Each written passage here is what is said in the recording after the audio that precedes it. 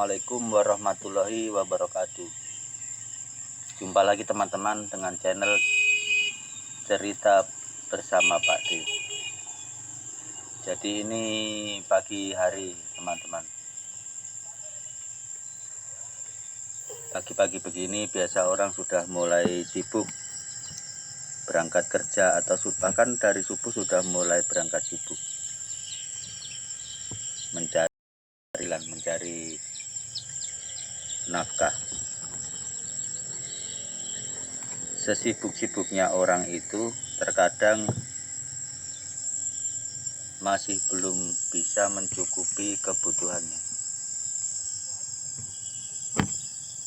Kenapa saya bilang begitu teman-teman? Banyak orang yang sudah bekerja keras tapi masih kesulitan lah.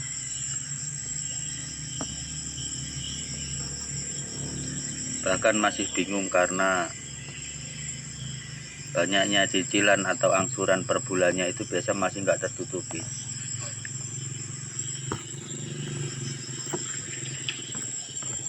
Di sini saya mau membahas bagaimana menyikapi tanggungan atau utang yang terlanjur menumpuk dan kita merasa kesulitan untuk melunasinya. Istilahnya nggak sesuai antara pendapatan kita atau gaji kita dalam waktu sebulan itu untuk bayar angsuran atau cicilan itu sudah nggak tercukupi, belum lagi untuk kebutuhan kehidupan kita sehari-hari. Bagaimana cara kita menyikapinya? Yang pertama, kita harus tenang teman-teman. Tenang maksudnya jangan melakukan hal-hal bodoh yang melanggar hukum terutama, atau yang merugikan orang lain atau merugikan diri sendiri hanya untuk menutupi angsuran. Maksudku begini teman-teman, ada orang yang nekat misalnya menipu atau mencuri atau apa itu untuk bayar utang atau bayar angsuran. Terus akhirnya ketangkep masuk penjara. Sekarang coba dipikir teman-teman, misalnya nggak mampu bayar utang dalam waktu 1 bulan ini, apa kira-kira teman-teman masuk penjara? Kan enggak kan? Jadi jangan melakukan hal bodoh. Kalau ketangkap masuk penjara kan sudah utang nggak lunas, malah kita nggak bisa kerja kan, masuk penjara ya kan. Jadi jangan melakukan hal bodoh, tetap berpikir optimis dan tetap semangat. Dan harus tanggung jawab, maksudnya tetap harus diusahakan supaya kita bisa cepat dapat melunasi atau membayar angsuran atau utang kita itu. Terus bagaimana kalau kerjaan kita nggak cukup untuk membayar angsuran atau utang itu? Pertama yang saya sarankan begini teman-teman, ya memang kerja harus tetap kerja, itu untuk mencari penghasilan. Tapi kerja yang dengan gaji UMR rata-rata itu kan kebanyakan nggak bakalan cukup ya teman-teman. Itu hanya cukup mungkin untuk belanja sehari-hari itu pas-pasan. Kalau untuk yang lain-lain itu susah. Jadi saya sarankan sama teman-teman ini yang masih bekerja ya silahkan bekerja, tapi mulailah belajar berdagang, berbisnis. Bisa kok kerja sambil dagang, itu bisa. Misalnya pekerjaan teman-teman apa? Misalnya sebagai tukang bangunan, tukang batu ya, atau kuli bangunan juga nggak apa-apa. Itu bisa teman-teman juga berdagang dari situ. Ya misalnya mencari memasarkan materialnya. Misalnya yang punya rumah butuh pasir, ya kita harus punya relasi toko bangunan atau mobil dump truck itu yang memuat pasir. Jadi kita bisa mendapat imbalan, atau bukan imbalan ya, istilahnya persen lah. Misalnya satu rumah itu banyak loh teman-teman, Bahkan dengan toko bangunan juga bisa kerjasama begitu. Kita arahkan yang punya rumah untuk membeli di toko bangunan itu. Dan kita juga bilang sama yang punya toko bangunan, nanti persenku berapa kalau materialnya ngambil di sini gitu. Itu sudah bisnis. Itu untuk tukang bangunan.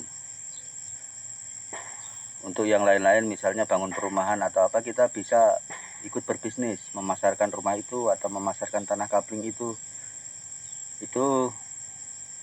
bisa kita promosikan lewat sosial media atau langsung dari face to face lah istilahnya. Yakin saja teman-teman, di antara sekian banyak orang yang kita tawarkan itu akan ada salah satu atau berapa orang yang mau membelinya. Dan itu pun kita harus bicara sama yang punya perumahan atau tanah kapling itu, persennya berapa kalau kita ikut memasarkan begitu teman-teman ya. Lambat laun memang pekerjaan kita tetap kerja hari-hari, tapi lambat laun akan mendapat jalan. Maksudnya kan penghasilan dari berdagang itu tidak terbatas, tidak seperti orang kerja yang terbatas hariannya atau borongannya. Kalau orang berdagang itu tidak terbatas teman-teman, semakin banyak yang kita jual itu akan semakin banyak yang kita dapat. Yakin saja teman-teman, dengan cara seperti itu biasanya jauh lebih besar hasilnya daripada kita hanya mengandalkan otot kita ya begitu. Itu hanya salah satu contoh dari bangunan. Misalnya dari contoh lain ya, misalnya banyak sih, misalnya kerja di bengkel juga bisa. Kita biasa kalau kerjakan ada orang yang mau jual motornya, kita bantu pasarkan. Yang jelas kan ada selisih harga, misalnya yang punya taunya harganya 5 juta, nanti kita bisa masarkan 5,5. Itu kan berbisnis. Dan untuk berbisnis sekarang ini kan nggak terbatas ya, terutama bisa dipromosikan di sosial media. Dan tetap tenang teman-teman, istilahnya kerja tetap kerja, terus bisnis kita mulai satu persatu.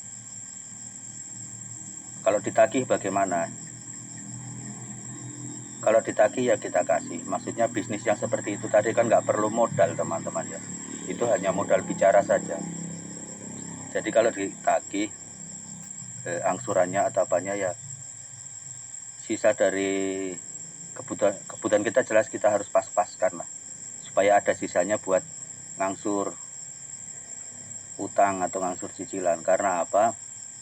Itu membuat kita tenang walaupun belum lunas. Misalnya angsurannya sebulan 2 juta, kita bisa membayar 500 dulu pun yang nagih juga mungkin memaklumi karena ada niat kita untuk melunasi.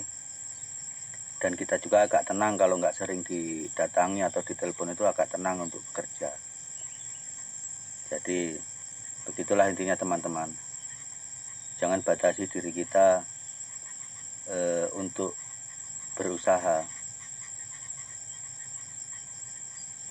Dari pekerjaan kita sehari-hari itu bisa kita sisipkan atau kita masukkan bisnis yang nggak pakai modal, yang dengan modal omong saja. Mungkin cukup dipahami ya teman-teman. Maksudku, misalnya kita bekerja itu jangan lupa sampingan kita itu menjadi makelar sekalian. Yang nggak tahu makelar rumah atau makelar motor atau makelar ikan, sembarang lah. Apa kerjaan kita itu bisa kok dimakelarkan. Makelar seperti itu kan kita membantu penjual dengan pembeli untuk ketemu, dan kita mendapatkan persen dari situ. Dan ingat, penghasilannya pedagang itu tidak terbatas, karena semakin banyak yang laku, semakin banyak yang didapatkan. Dan jangan mengambil tindakan-tindakan negatif, apalagi yang melanggar hukum atau merugikan orang lain atau merugikan diri sendiri ya teman-teman. Kita tetap berusaha saja, tenang dan fokus. Nah, mungkin itu saja teman-teman yang saya sampaikan pagi ini. Mudah-mudahan teman-teman yang saat ini sedang dikejar-kejar angsuran tetap tenang, berdoa, berusaha, dan menambah sumber-sumber penghasilan dengan cara-cara berdagang. Berdagang yang tidak mengganggu pekerjaan Anda dan tidak memakai modal, hanya bermodalkan ngomong saja, modal angin lah istilahnya teman-teman. Baiklah, terima kasih teman-teman sudah nonton channel Cerita Bersama Pak D. Mudah-mudahan ini ada manfaatnya. Jangan lupa terus dukung channel ini, komen dan subscribe. Dan saya akhiri, wassalamualaikum warahmatullahi wabarakatuh.